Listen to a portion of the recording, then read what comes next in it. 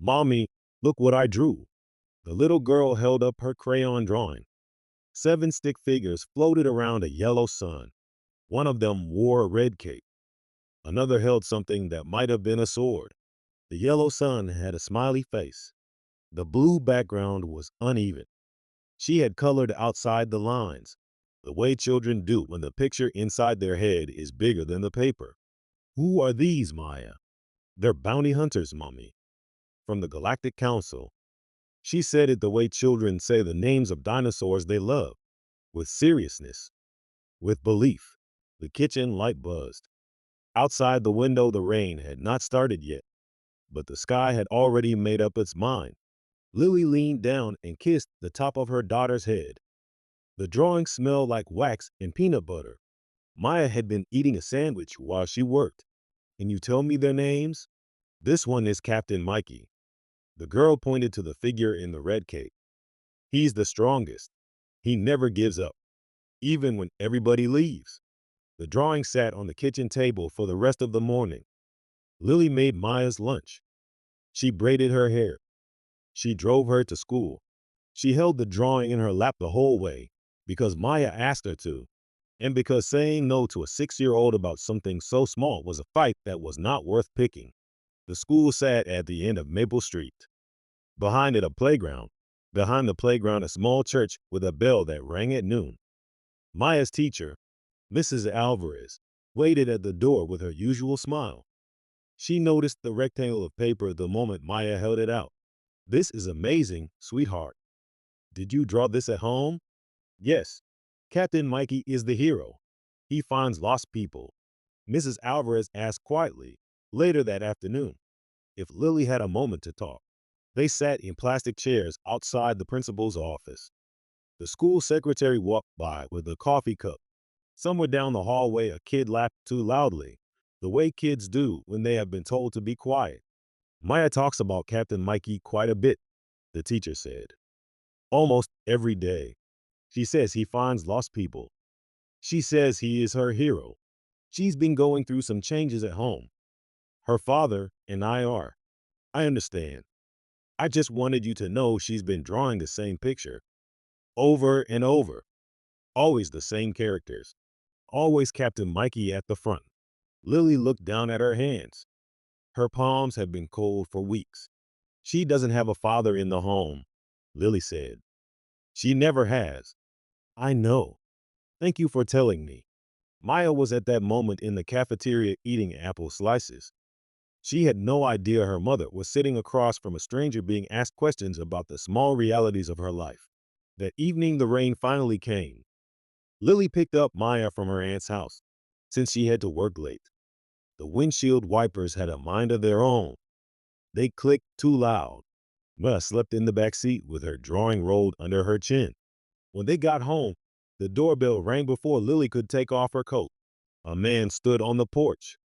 Older, tired coat, holding a paper bag the way people hold paper bags when they don't want to be holding anything at all. Lily. She knew the voice. She had not heard it in 19 years. Dad, I'm sorry to come like this. It's raining.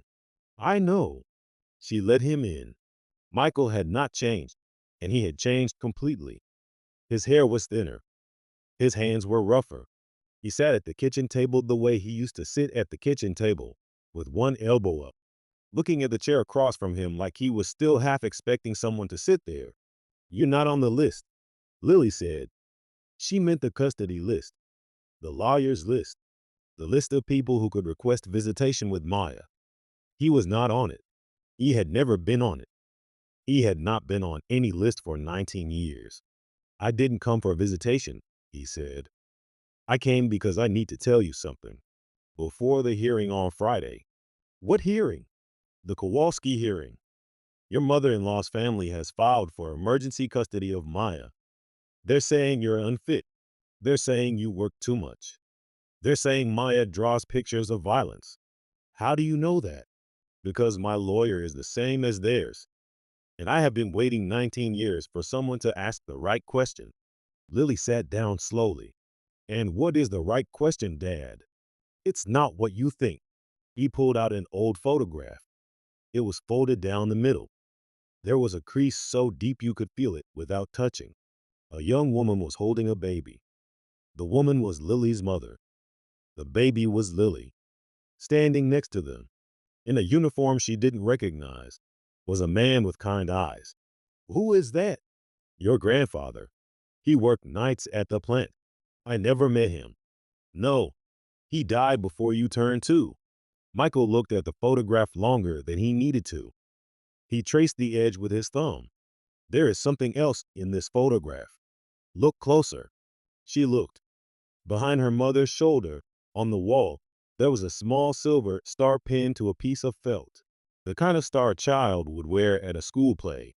"You gave me that star," Lily said. "I did. You were there. The night I was born." "I was." "Then why?" "Because the court took you from me when you were 3 months old. Your mother's family. They said I was too young. They said I was too poor. They said I had no business being a father." Lily's hand went to her mouth. "The Kowalski family? Cousins. They raised you. They have been raising my daughter for 19 years thinking she was their cousin. And now they want to raise my granddaughter." "Are you saying—" "I'm saying I'm Maya's grandfather. And I have paperwork that proves it. And on Friday morning, in that courtroom, somebody is finally going to listen." Maya woke up in the next room. She could be heard walking in her socks on the hardwood floor. The door opened. She stood in the doorway holding the rolled-up drawing and a small blanket. She looked at the man she did not know. "Captain Mikey," she said. Michael's face broke. He did not cry. He did not speak. He just looked at the small girl in the doorway, and he nodded once, the way men nod when they're trying not to fall apart in front of children. "Who are you?" Maya asked. "I'm a friend of your mommy's." "Are you a bounty hunter?" "I'm trying to be." Lily stood up. She walked to her daughter. She knelt down so their faces were level. "Maya, baby, this is your grandpa." Maya studied him. Children study people. They do not pretend. They do not perform. They simply look and decide. "You look tired," Maya said. "Yes, sweetheart, I am tired. Are you going to stay?" Lily looked at her father. Her father looked at his granddaughter. Outside, the rain was falling the way rain falls when it has decided to fall for a long time. "For a little while," he said. "If your mommy says it's okay." Maya looked at her mother. "It's raining," Maya said. "He can stay until the rain stops." "That's a long time." "Then he can stay a long time." The next morning it was still raining. Lily called in sick to work, which was something she almost never did. Michael made coffee. He had forgotten how the coffee maker worked in her kitchen, but he figured it out. The smell filled the house the way smells fill houses when someone who used to live there comes back. They sat at the kitchen table. Maya was at school. Aunt Rosa, Lily's aunt, would pick her up early today because of a half-day assembly. "I need to tell you the rest," Michael said, "before Friday." "Tell me." "Your mother died 3 months after your grandfather. Cancer. She didn't know she was sick. By the time they caught it, she was gone. The Kowalski family took you in. They meant well at first. They raised you. They put you through school. They stood by you at your wedding. They are still my family, Dad. I know. You can't take that from them. I don't want to take that from them. I want one thing. I want Maya to know me. I want to take her to get ice cream on a Sunday. I want to take her to the park. I want to be in the courtroom on Friday as her family, not as a stranger. Dad, if I go to court and ask for the truth, they'll take Maya from me." The coffee went cold. "What did you say?" "They will say I'm confused. They will say my father came back after 19 years and started telling stories. The Kowalskis have a lawyer who knows the judge. They will say I am not a fit mother. I have a job. I have a small apartment. I have no husband. I have—" She almost said you. She stopped herself. "You have me," Michael said. "I have a stranger who came to my door last night in the rain. I have a DNA report. The room went very quiet. I did the test when I was 17, Michael said. I paid for it myself. I kept it in a folder in my closet for 22 years. I was waiting for the right time. The right time never came. So I'm bringing it now. He took an envelope out of his coat. It was yellowed. The corner was bent. On the front, in pencil, in a handwriting that was no longer a child's, it said, Lily, I don't want to hurt anybody, Michael said, but I am not going to disappear twice. I disappeared once. I lost my daughter. I lost my wife. I lost my father-in-law. I lost everything. I worked nights in a warehouse so I would not bother anybody. I have a small apartment. I have an old car. I have a photograph in my wallet and an envelope in my coat. That is my whole life. I would like it to be a little bit bigger. Lily did not answer for a long time. On Thursday afternoon, she called her aunt. It was the hardest phone call of her life. She asked if it was true. Her aunt cried, and then lied, and then cried again. She admitted everything between sobs. The Kowalski family had known since Lily was 6 months old. They had kept the truth for 19 years because Michael had been poor, and because they had a daughter of their own who needed raising, and because it was easier, they said, easier for everyone. Friday came cold and gray. The court was on the third floor of a brick building downtown. The hallway smelled like floor wax and old coffee. There was a Christmas tree in the lobby, half decorated. Somebody had put a star on top, but the star was crooked because the tree was slightly off-center. Michael and Lily sat on a bench in the hallway. Lily was wearing her best coat. Michael was wearing a tie he had bought at a thrift store the day before. He had practiced the knot in the bathroom mirror. Dad, yes. If this goes wrong, it won't. You don't know that. I know you. A door opened. A clerk called their names. They walked in. The Kowalski family sat on the other side. Lily's aunt, her uncle, her cousins. They looked like a family. They looked like they had always been a family. The lawyer for the Kowalskis was already seated, papers everywhere, talking too softly for anyone else to hear. The judge came in. She was older, calm, tired in the particular way judges get tired when they have been doing this for 30 years. She opened the file. Before we begin, she said, there is a motion filed this morning by the petitioner's counsel. I'd like to address it first. The Kowalski lawyer stood up. Your Honor, we are requesting that the grandfather, Mr. Michael Hayes, be removed from the courtroom. He is not a legal party to this case. He's the biological grandfather, Michael's lawyer said. He has filed an emergency petition. He has DNA evidence. He has a photograph. He is not on the registry, the Kowalski lawyer said. He has not been assessed. He is essentially a stranger presenting himself at the 11th hour to disrupt an existing family unit. The judge looked at Michael. Mr. Hayes, do you wish to speak? Michael stood. He did not unfold his hands. He had been practicing this too. He had practiced in the cab on the way over. He had practiced walking up the steps of the courthouse. He had practiced putting one foot in front of the other. Your Honor, he said, my name is Michael Hayes. I am 51 years old. I work nights at a distribution center outside the city. I have worked there for 19 years. I drove a bus for 10 years before that. I pay my rent. I pay my taxes. I do not have a criminal record. I do not have a family anymore, except for a daughter I lost when she was 3 months old, and a granddaughter I would very much like to know. I have never asked the court for anything. I am not asking for custody. I am asking for one Sunday a month. I am asking for one Christmas. I am asking to be in the same room as the two people who are my blood. I have a DNA report in this envelope. I have a photograph in my wallet. I have a small silver star that my daughter wore when she was a baby, which I kept in a shoebox for 19 years because I thought one day I might need it.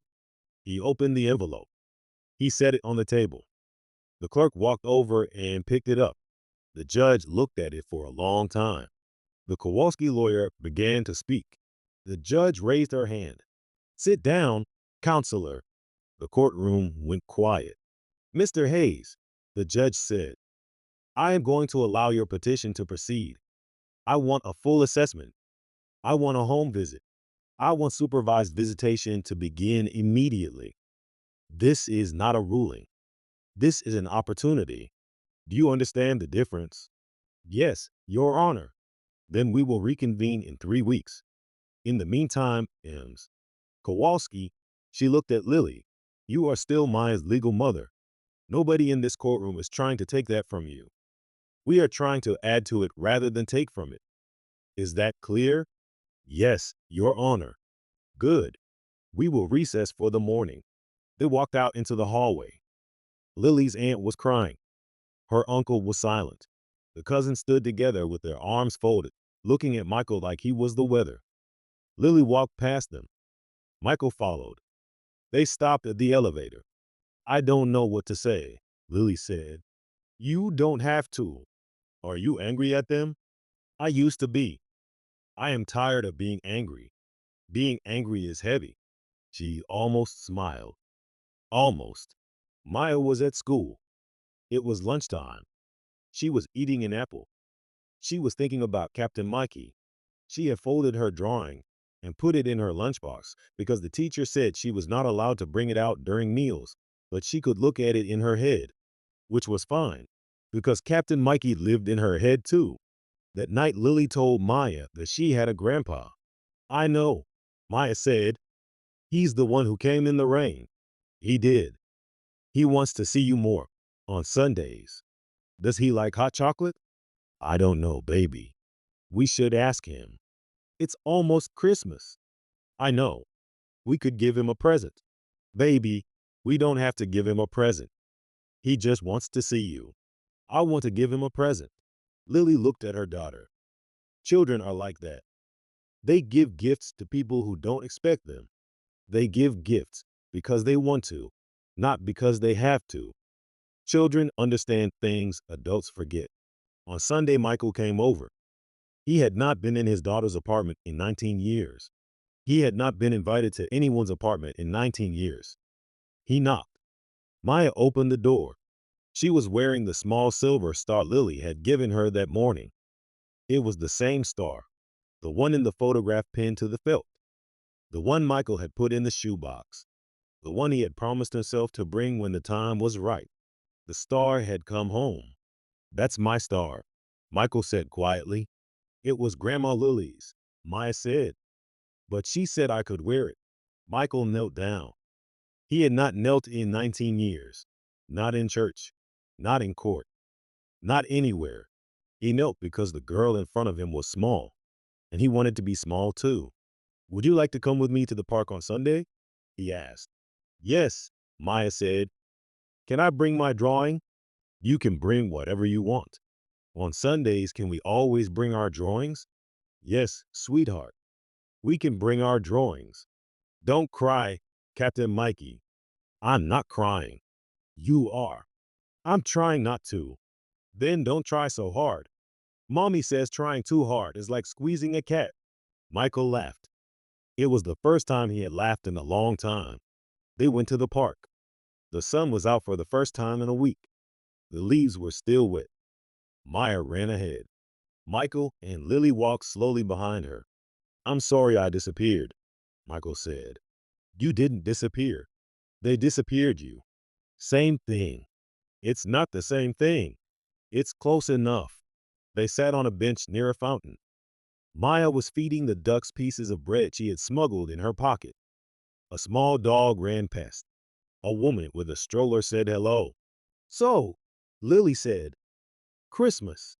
Yeah. What do you want? I want to come over for dinner.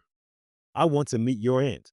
I want to be in the same room as both of you, even if I have to be the quiet one in the corner. You're not going to be the quiet one in the corner. Why not? Because Maya will make you sit at the head of the table. She told me last night. She said Captain Mikey sits at the head of the table because he is the leader of the bounty hunters. She's running the whole house. She's been running the whole house. I just live here. They laughed. A real laugh. The first real laugh between a father and a daughter in 19 years. On Christmas Eve, Lily's aunt came over. There was no Kowalski lawyer. There was no courtroom. There was just a small tree in the corner of the apartment, and a table that was too small for the number of people around it, and the smell of cinnamon and pine. Michael came with two presents. One was for Maya. One was for Lily. Maya opened hers first. It was a small gold locket shaped like a star. Inside was the photograph of Lily as a baby. The same one. The same creased photograph. The one Michael had been carrying for 19 years. "This is you," Maya said to the picture. "You were very small." "I was," Lily said. "Were you lost?" "Yes, baby. I was." "Did Captain Mikey find you?" "He did." Maya looked at Michael through the small frame of the photograph, the way she had first seen him at the kitchen table. "Welcome home," she said. Michael opened his gift.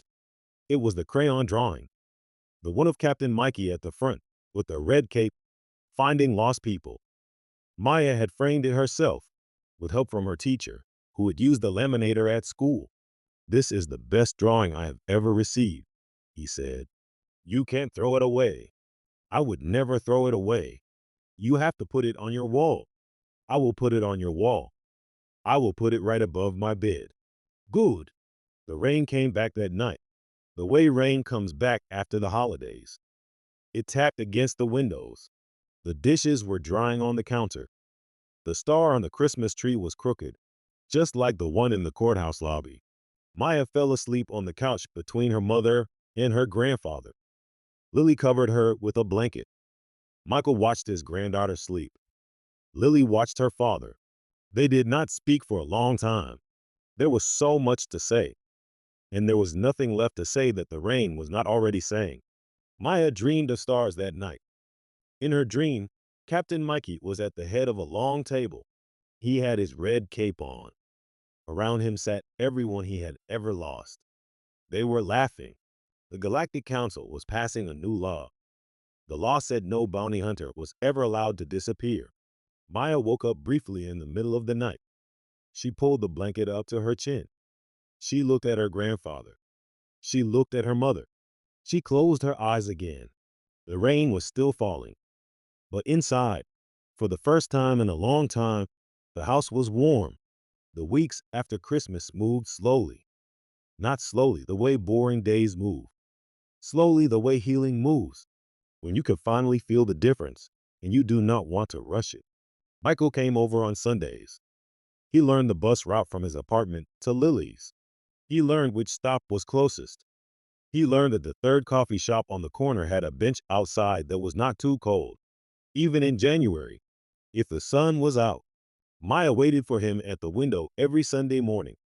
She would stand on tiptoe, looking for the bus, even after Lily told her the bus was not for another 20 minutes. "He's always late, Mommy." "He's not late. He's just early in his head."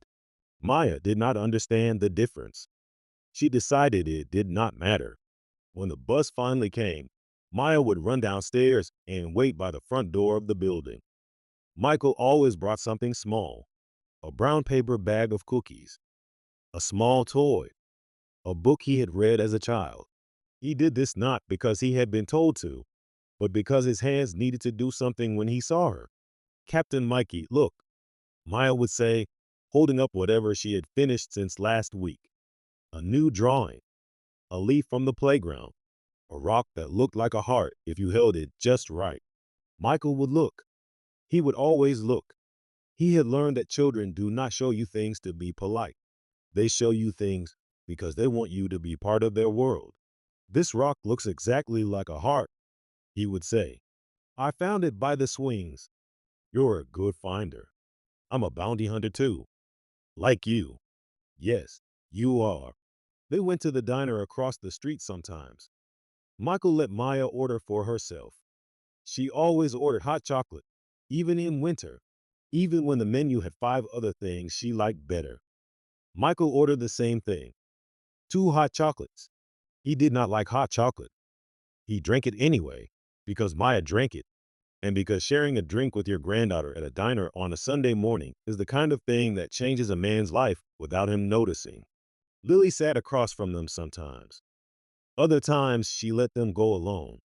She understood that she had to make room, that a grandfather and a granddaughter needed a room of their own, that she had lived in this room alone for 6 years, and now there was someone else in it, and that was good, and that was not always easy. One Sunday in February, Maya did not want hot chocolate. She wanted pancakes with strawberries. Michael almost cried when she said it. He did not know why. Maybe because it was such a small thing. Maybe because it was not small at all. Strawberry pancakes, he said, with whipped cream, with whipped cream. On top, on top. Captain Mikey? Yes, sweetheart, I love you. There it was, the first time she had ever said it. Michael put the menu down. He put his hands on the table. He did not know what to do with them. Children say big things the way they say small things. They say them once, and then they go back to looking at the cereal. I love you too, sweetheart. I know. That's why I said it. Michael excused himself to the restroom. He did not use the restroom. He stood by the sink for a long time. He looked at his reflection. He washed his hands twice because he did not know what else to do. Then he went back and ordered the strawberry pancakes. When school started again after winter break, Mrs. Alvarez noticed things about Maya. Small things. The kind of things a good teacher notices because they are paid to look and because they cannot help themselves. Maya was louder in class. Not loud in a bad way. Loud in the way children are loud when they feel safe. She answered more questions. She raised her hand. She no longer drew the same picture over and over. She drew new pictures every day. Captain Mikey was in them, but he was not alone anymore. There were other figures around him. They were gathering. They were coming home. Maya, Mrs. Alvarez said one afternoon, "Who is in this drawing?" Maya looked up. "That's Mommy. That's Captain Mikey. That's the duck from the park. That's the bread. That's the bus driver. He doesn't have a name, but he's nice. And who is that little one?" "That's me." "And who is that bigger one there?" Maya looked at the drawing. She considered it the way children consider important matters. "That's the other grandpa, the one who loves Mommy." "You mean your grandfather from your mom's side?" "I think so." "Did you meet him?" "Not yet, but Captain Mikey talks about him. He says he used to be lost. Now he's found." Mrs. Alvarez did not write this down. She did not put it in a file. She put it somewhere else, the place where teachers put things that matter. On the third Friday in February, the Kowalski family filed a second motion. Their lawyer was more aggressive this time. He filed it personally. He sat down with Lily and Michael in his office on a Wednesday afternoon. He did not bring his partners. He did not bring a tape recorder. He brought only a manila folder. "The Kowalskis want supervised visitation only," he said. "They want every visit to be in a government facility. They want a psychologist to evaluate Maya before each visit. They want me to recommend against weekend visits at Lily's apartment." Michael did not speak. "My father has been nothing but patient," Lily said. "I know. The Kowalskis are not unreasonable people. They are scared. They raised you for 19 years, Lily. They are watching that disappear. They need to feel like they still matter. So they're punishing my father. They are protecting what they think is theirs." Michael put his hands on the table. "I am not trying to take Maya from anyone," he said. "I am trying to sit beside her." The lawyer looked at him. "Mr. Hayes, I believe you. The judge will too.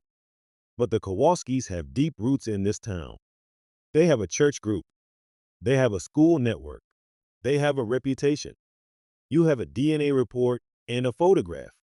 In this county, those are two different things. What do you suggest?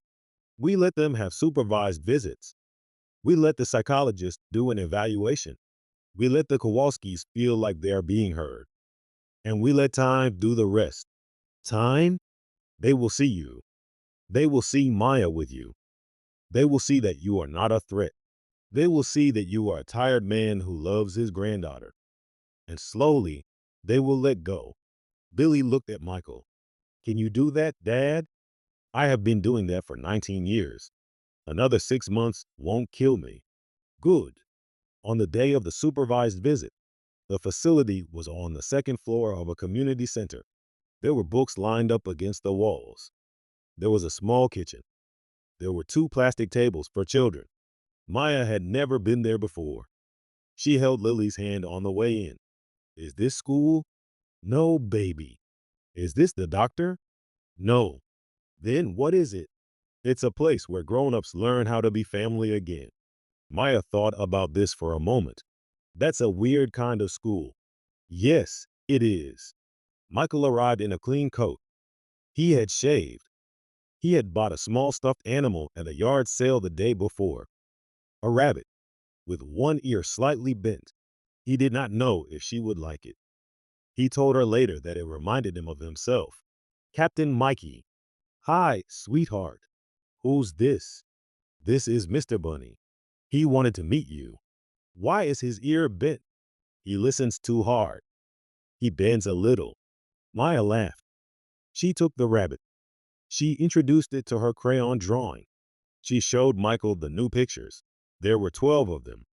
They were all different. On the way home, Lily asked Maya what she thought. I like Captain Mikey, Maya said. He listens too. The second hearing was scheduled for May. The judge did not change. The Kowalski lawyer did not change. The only thing that changed was that there was more paper. Folders of paper. Reports from the supervised visits. Reports from the school. Reports from the psychologist. Maya had been interviewed by the psychologist 3 times. Each interview had been recorded. Each interview had been transcribed. Each transcript had been entered into evidence. The psychologist was a small woman with silver hair. She wore reading glasses on a chain. She had a habit of tilting her head when she listened. Maya, do you like spending time with your grandfather? Yes. Why? Because he listens. Does anyone else listen to you? Yes. Who? My teacher, Mommy, the duck, Captain Mikey, the bus driver, Mr. Bunny. The psychologist wrote this down. And what is Captain Mikey to you? He's the one who finds lost people. Have you ever felt lost? Yes. When Mommy cried at night, and I didn't know why. Do you know why she cries now? No, but she smiles more. Your grandfather makes her smile more? I think so. The psychologist closed her notebook. Thank you, Maya. You're welcome. Can I take Mr. Bunny? He's yours, sweetheart. Captain Mikey gave him to me. Yes. Can he come to school one day? Ask your teacher. Maya asked her teacher. Mrs. Alvarez said yes, but only for show and tell. Maya brought Mr. Bunny on a Friday. She introduced him to the class. She told them he listened too hard. She told them he bent a little, but he bent the right way. The children clapped. On the morning of the second hearing, the courtroom smelled like floor wax again. The Christmas tree was gone. The lobby felt bigger without it. Michael and Lily sat on the same bench as before. The Kowalski family sat in the same seats. The judge came in. The clerk called the names. Before we begin, the judge said, I have read every report submitted to this court. I want to address the petitioners first. The Kowalski lawyer stood. Your Honor, my clients remain concerned about the grandfather's fitness. We do not believe a single DNA report is sufficient.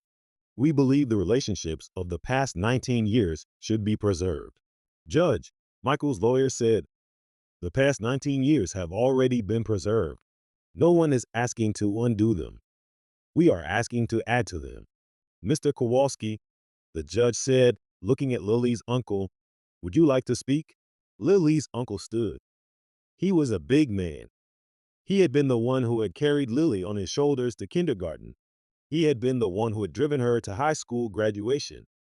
He had been the one who had paid for half of her wedding. Your Honor, he said, I am not a lawyer. I am not good with words, but I want to say this. When my wife and I took Lily in, we did not do it to keep her from anyone. We did it because we loved her. We did it because her mother had died, and we did not want her growing up in foster care. We did it because Michael was grieving and could barely feed himself. We did not do it to keep secrets. We did it because we thought we were doing the right thing. He paused. Maybe we were. Maybe we weren't. But it's done. Mr. Kowalski, the judge said, "Are you objecting to the grandfather's petition?" "I am not." The Kowalski lawyer stood again. "Your Honor, my clients may not be in agreement. There are other family members." "Mr. Kowalski has just spoken on behalf of his family," the judge said. "I will hear from anyone else who wishes to speak. Any other family members may approach the bench." Nobody moved. "Very well," the judge said. "Then I am prepared to issue a ruling." She opened the file. "Mr. Hayes, you will have unsupervised visitation with your granddaughter 1 weekend a month to begin immediately. You will have Christmas Day from noon onward, beginning this year. You will be added to the school pickup list as an authorized adult. You will be added to Maya's medical records as an emergency contact. You will not displace the Kowalski family. They will remain an essential part of Maya's life, but they will no longer be the only part. You will also be required," she continued, "to attend monthly family sessions at the community center. These sessions will be run by the psychologist who evaluated Maya. They will be attended by you, by Ems Kowalski, by Mr. Hayes, and by any Kowalski family member who wishes to participate. The goal of these sessions is to allow all parties to communicate openly and to rebuild trust." She looked at Michael. "Mr. Hayes, do you understand the terms?" "Yes, Your Honor." "Ems Kowalski?" "Yes, Your Honor." "Mr. Kowalski?" "Yes, Your Honor." "Good. We will reconvene in 6 months for a review. Court is adjourned." They walked out into the hallway. The Kowalski family stood in a group near the elevator. Michael stood back. He did not approach. He did not push. He knew he had been given something, and he knew it was fragile. Lily's aunt walked across the hallway. She stopped in front of Michael. "I am sorry," she said. "For what?" "For not calling you, for not writing, for treating you like you were a problem to be solved." "I understand." "Do you?" "No, but I will understand later." That night, Michael came over to Lily's apartment for dinner. He had brought 2 small gifts, one for Maya, one for Lily. Maya opened hers first. It was a small gold locket shaped like a star. "Captain Mikey, this is the same one." "Yes, sweetheart, it is. I already have one." "I know." Maya looked at her mother. Lily looked at her father. Children count things. They notice when things are doubled. They notice when things are missing. They notice when things are repeated. Maya noticed. "Did you get mommy one?" "I did." "What is it?" "You will see." Lily opened hers. Inside the locket was the same creased photograph of her mother, of her as a baby, of her grandfather in his work uniform. Behind the photograph, on the back side, was a small piece of folded paper. Lily unfolded it. It was a note in her father's handwriting. It said, "I lost you once. I will not lose you again." Lily put the locket down. She put her hands over her face. She did not cry loudly, and she did not try to stop crying. She just cried. Michael did not say anything. He just sat beside her. He let her cry. He had learned, somewhere along the way, that sometimes the best thing a father can do for a daughter is to sit beside her and not say anything. Maya climbed onto his lap. She put her arms around him. "Is mommy sad?" "Yes, sweetheart. But it's good sad." "There is good sad." "Yes. Sometimes crying is how people say thank you." "Thank you for what?" "For finding each other again." Maya thought about that. "That's like Captain Mikey," she said. "Yes, sweetheart. It is." The rain came back that night. It came down the way rain comes down when it has a lot to say. It tapped against the windows. It fell on the roof. It soaked the streets. It made the small apartment feel even smaller, and that was good, because small can be warm, and warm is what a family needs when somebody new has come home. Maya fell asleep on the couch. Lily covered her with a blanket. Michael watched his granddaughter sleep. He did not touch her. He did not need to. He just watched. He had spent 19 years not watching, not knowing, not being allowed to be in the room. Now he was in the room. Outside, the streetlights came on, one by one, the way streetlights always do. A man walked his dog past the building. A woman carried groceries up the stairs. Somewhere a phone rang and was not answered. Somewhere a baby cried and was picked up. Inside, Maya dreamed again. The Galactic Council was in session. The bounty hunters were standing at attention. Captain Mikey was at the front. He was not alone this time. Next to him stood a small girl with a silver star on her shirt. Behind them stood a woman with tired eyes and a kind voice. Behind her stood an older man with a bent ear and a soft laugh. The Galactic Council raised their hands. They voted yes. They voted yes to looking for lost people. They voted yes to bringing them home. They voted yes to sitting at the head of the table on Christmas. They voted yes to Sunday mornings at the diner. They voted yes to drawing pictures of brave men with red capes. They voted yes to small silver stars. They voted yes. Maya woke up briefly. She pulled the blanket up to her chin. She looked at her grandfather. She looked at her mother. Captain Mikey, she said. Yes, sweetheart. Don't disappear again. I won't. Promise. I promise. Good. She closed her eyes again. The rain kept falling, but inside, the house was warm.